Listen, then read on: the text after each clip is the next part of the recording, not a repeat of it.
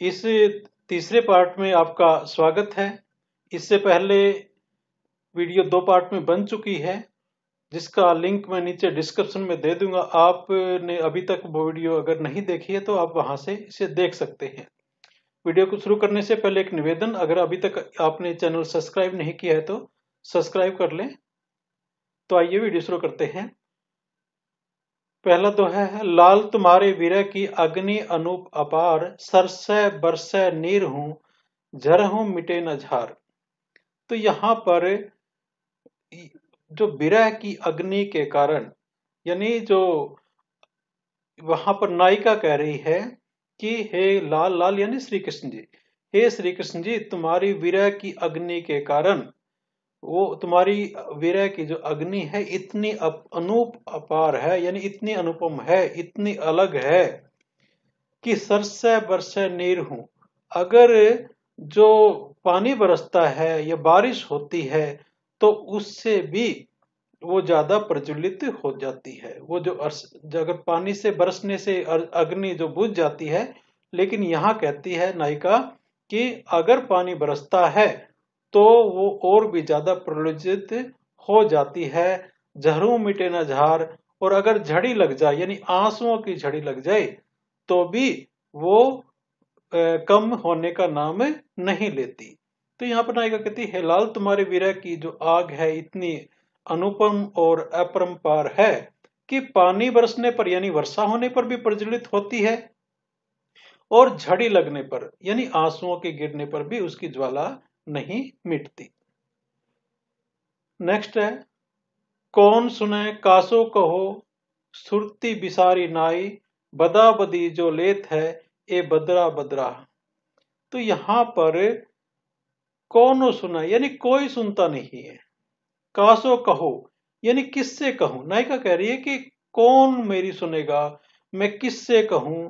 सुरती बिसारी ना है, सुरती यानी याद, स्मृति, बिसारी यानी भूल जाना, कि जो आपकी यादें हैं वो भूलती नहीं है, मैं उनको नहीं भुला पा रही हूं।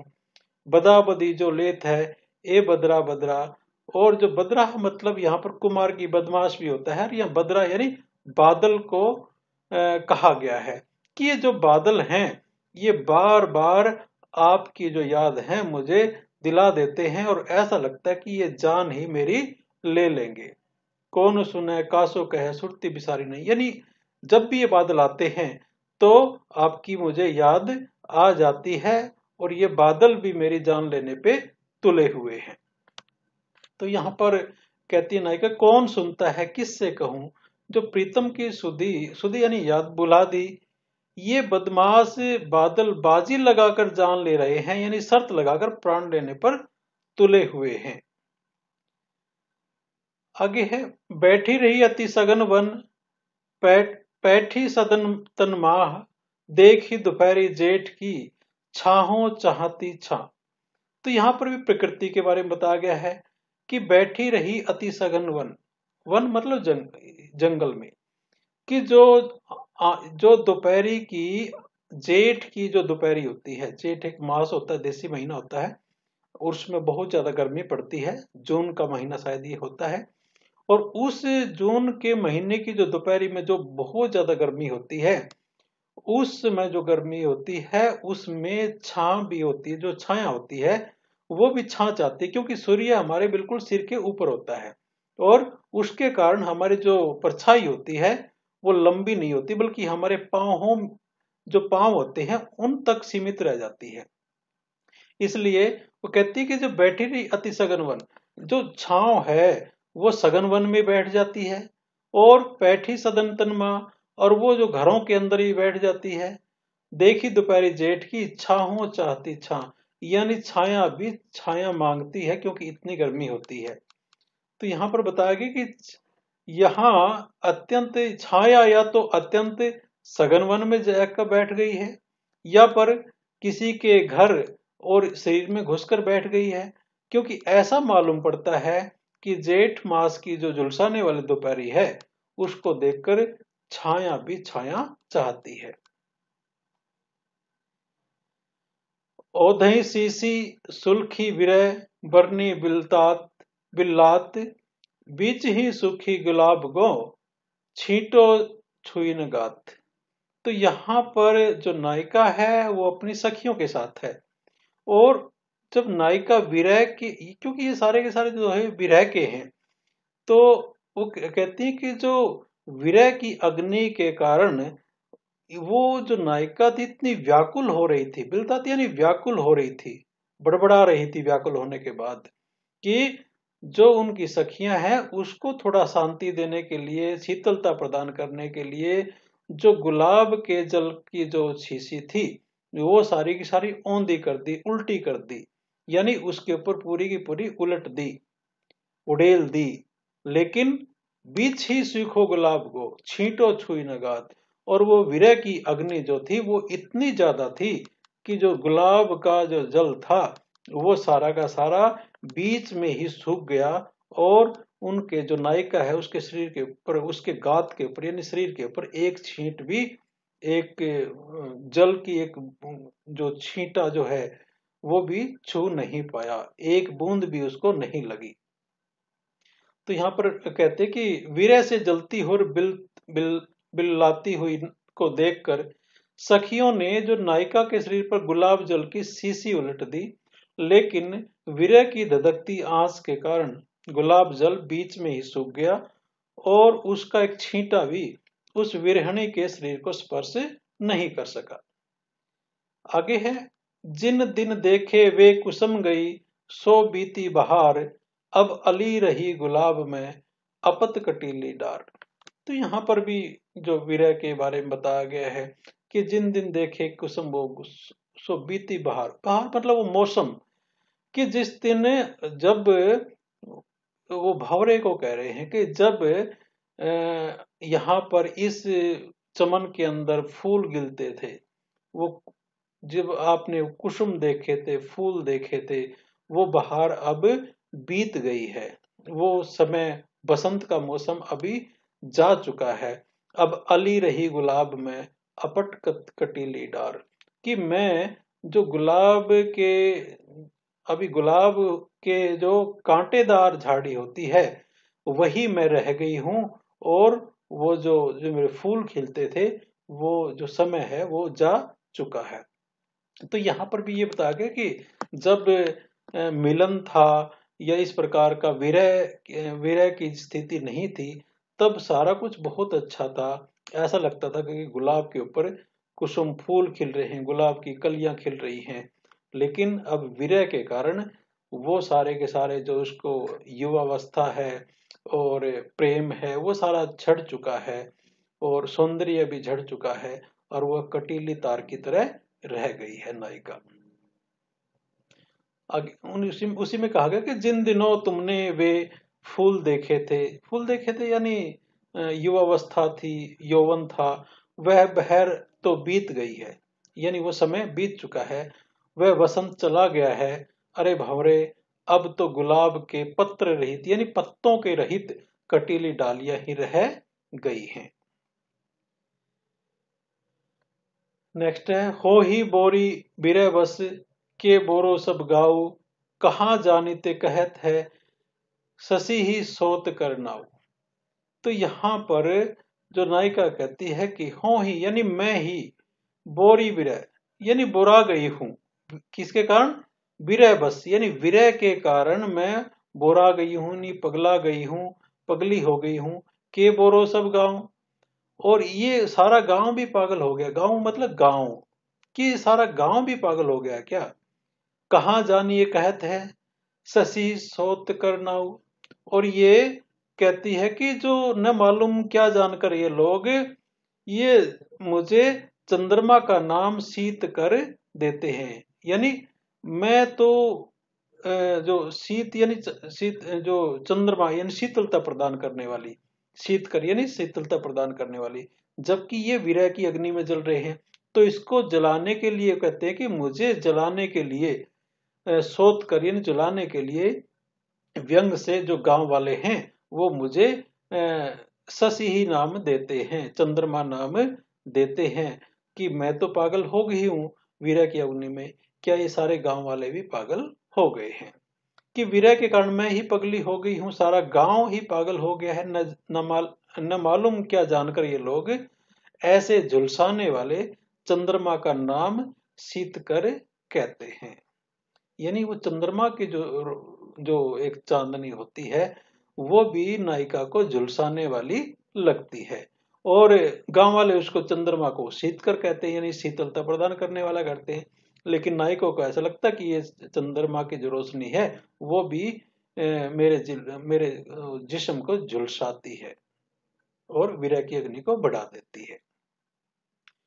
सुनत पथिक मुँह मानिसी, लुवै चलित उहगाम, बिनु बुझे बिनु हुक है, जीती बिचारी बाम।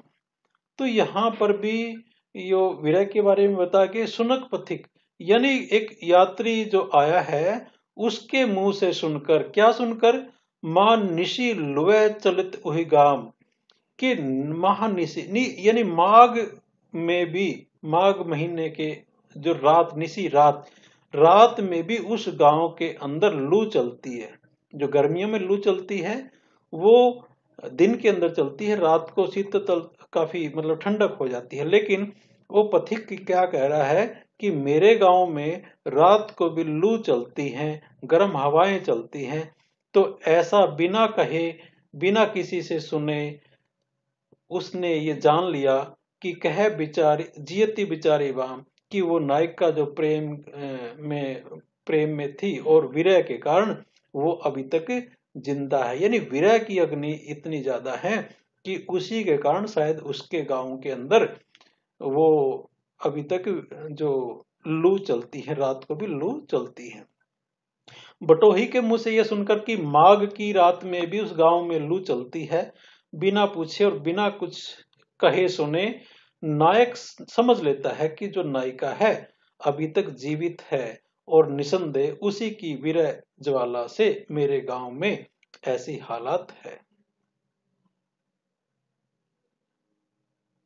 अगला है कि इत आवती चली जाती, उत चली 6 सातक हाथ, चढ़ी हिडोरे से रहे, लगी उसासुन साथ। तो यहाँ एक किस्म से अतिशयोक्ति अलंकार का प्रयोग बिहारी जी ने किया है। वो कहते ई आवती चली जाती, कि एक बार इधर आती है और एक बार उधर चली जाती है। 6 सातक हाथ यानी 6 7 हाथ इधर आ जाती है और 6 7 हाथ उधर चलती है। ये मापने के लिए बताया गया 6 7 हाथ, यानी करीब 6 7 हाथ का मतलब 10 फुट के आसपास का जगह हो जाता है कि कभी इधर आ जाती है और नायिका कभी उधर चली जाती है। चढ़ी हिडोरे से रहे, और ऐसा लगता है कि जैसे वो हिंडोले पे बैठी हुई है। लगी उसासुन साथ यानी जो नायिका है विरह के कारण वो इतनी ज्यादा कमजोर हो गई है कि जब वो सांस ले रही है, उसासुन साथ यानी जब वो अपना दीर्घ सांस ले रही है, लंबी आह भर रही है, लंबी सांस ले रही है, तो ऐसा लगता है कि वो हिंडोले की तरह कभी 6 7 फुट इधर चली जाती है और कभी 6 7 फुट उधर चली जाती है। ये भी काफी अतिशोक्तिपूर्ण अलंकार का प्रयोग किया गया है। वो कहते हैं कि विरह बस अत्यंत दुर्बल होने के कारण लंबी सांसों के साथ लगी हुई नायिका ऐसा लगती जैसे झूले सी चढ़ी रहती है, और झूला झूलने के समान लंबी सांसों के झोंके से वह झूलती रहती है, और कभी वह विचलित न होकर कभी 6 7 हाथ उधर आ जाती है और कभी 6 7 हाथ उधर चली जाती है। उसका जो विरह जर्जर कृष शरीर है, जो जो काफी कमजोर शरीर है, उसी की लंबी सांस के प्रबल झोंके से दोलायमान हो रहा है, यानी झूल रहा है। आगे पिया के ध्यान गही वही, रही वही हव नारी, आपू आपू आरसी, लखे रिजती रिजवारी। और यहाँ पर जो जो नायिका है वो आईने के सामने खुद के सौंदर्य को निहार रही है। पिया के ध्यान गही यानी वो जब नायर अपने आरसी देख रही यानी आईना देख रही है तो अपने आप को वो पिया की तरह देखने लगती है, और जो सामने जो आईने में दिखाई दे रहा है अपनी तस्वीर, उसको देखकर खुद ही रिश्ती जाती है और वो उसके मन में पिया का ध्यान रहता है।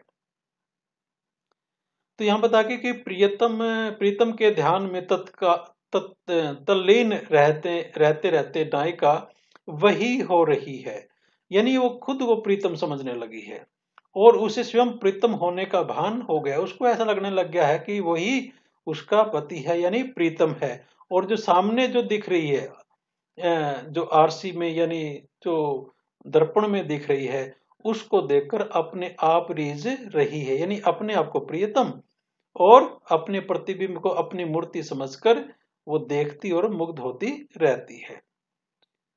आगे है, भो यह ऐसो समूह जहां सुखद दुख देत, चैत चांद व चांदनी डारित किए अचेत।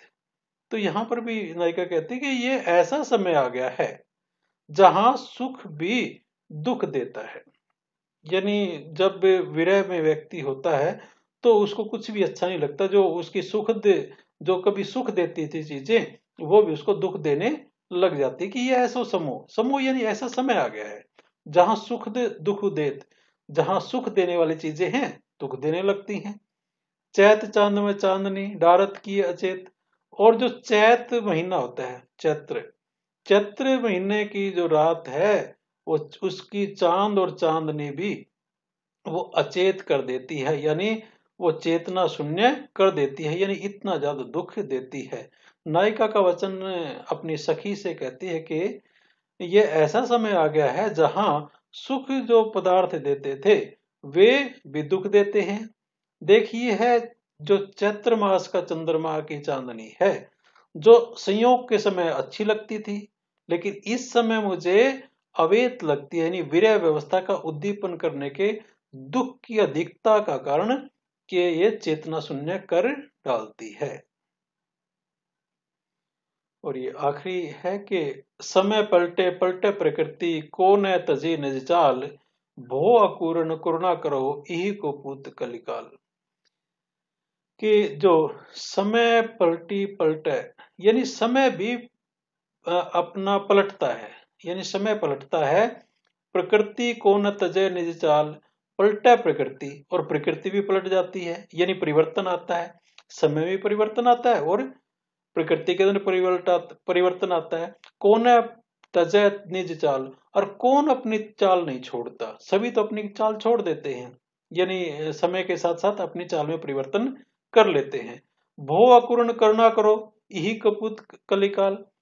तो वहां पर यहाँ कपूत कलिकाल को यहाँ पर बताया गया है कि जो कलयुग को बताया गया है कि इस कलयुग में हे करुणा करुणा निधान, आप भी करुणा करना सीख लो, या भी आप भी हमारे ऊपर करुणा करना शुरू कर दो। समय पलट जाने से, जमाना बदल जाने से प्रकृति भी बदल जाती है, इसलिए प्रकृति के वशीभूत होकर अपनी चाल को नहीं छोड़ देता है। इसलिए इस पापी कलयुग में जो करुणा के भंडार हैं श्री कृष्ण जी, वो भी निष्ठुर हो गए हैं और तभी तो मेरी पुकार भी नहीं सुनते। यानी इसी के कारण भो वैसे ही जैसे समय पलट रहा है, वैसे ही करुणा करण जो हैं भगवान श्री कृष्ण वो भी पलट गए हैं। जो पहले करुणा करते थे उन्होंने भी अभी कलयुग के कारण करुणा करना यानी सहायता करना छोड़ दिया है। तो उसी के कारण ये नायिका कह रही है कि तभी तो मेरी पुकार नहीं सुनते। तो ये इसका आखिरी वीडियो था बिहारी सतसई के दोहों का। आशा है आपको समझ में आया होगा। धन्यवाद। जय हिंद, जय भारत।